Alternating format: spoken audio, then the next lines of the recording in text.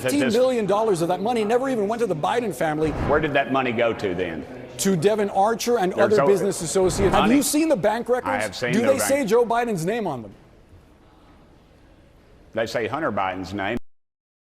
I have for you what amounts to be a rather brutal takedown from CNN host Boris Sanchez on House Republican Tim Burchett, who is still hopelessly repeating debunked talking points about the sham of a Biden impeachment, where Boris does not let him stray from the facts for a single moment, repeatedly checking him with the bank records and reports from the Republican House Oversight Committee in what was just an embarrassing showing all around, but an accurate depiction of the state of this impeachment that Republicans just seemingly can't let go of. So let's dive in with this clip first. $20 million flowed through this family, whichever way it went.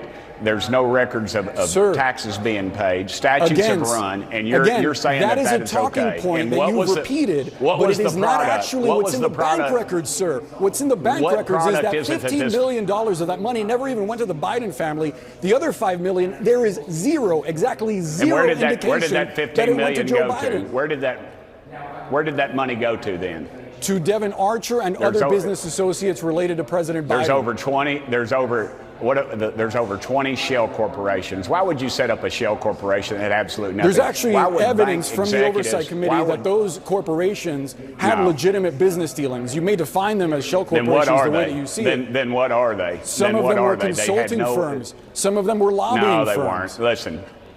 If you want to do the interview, Notice how Republicans always do this. They just steamroll through their talking points to try and find one that you can't respond to or kind of stumble on with no concession or real acknowledgement of the points that you do counter. And Boris did a wonderful job of just shutting him down point for point. And I'm glad that these hosts have stopped letting guests talk when they're just there to clearly be dishonest and push their agenda. The problem here is that the Republican Oversight Committee debunked most of their own claims. They released a list of 21 companies that were supposed to be shell companies or companies with no real purpose. But as you can see here, many of them were real companies with real purposes that had business transactions, some defunct, but some even still to this day have their website and such up, with most of them indeed being consultant or investment firms and having, again, documented business transactions. I mean, just pick from a hat and look into them. Here's Rosemont Reality, a company that owned properties in 25 different states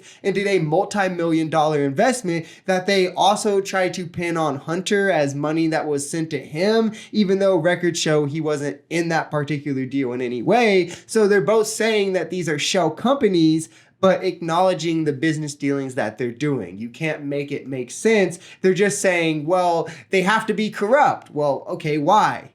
Because we said so. Have you read the bank records? Have you seen the bank records? I have seen. Do they say Joe Biden's name on them?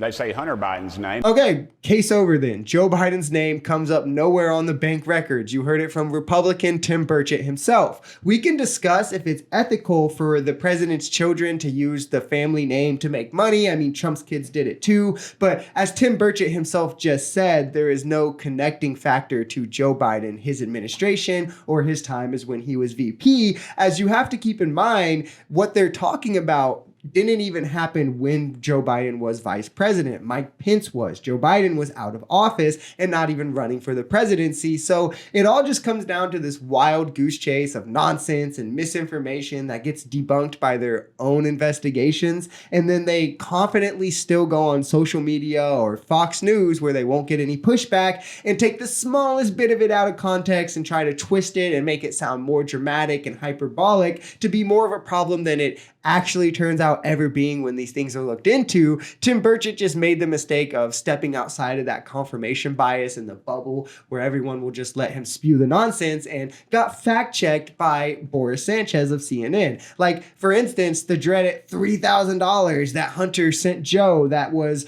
James Comer's smoking gun that, look, here's proof that they're money laundering from the Chinese government. Here's payments only for the Hunter Biden laptop that they also claimed was a smoking gun that would prove all of these things, that proved that it was just repayment for a Ford Raptor. If you enjoyed this video, we're Social Society. We're a commentary channel influenced by politics, society, and the economy. We are pretty left-leaning on this channel, but we're open to our right-wingers as well. The biggest thing here is having conversations that get everyone to the bottom of the truth. If that sounds like something that could interest you, consider smashing that subscribe button, leaving us a like, or even commenting on this video. We even have memberships available as low as $3 if you'd like to support, because the only way we become a society is together.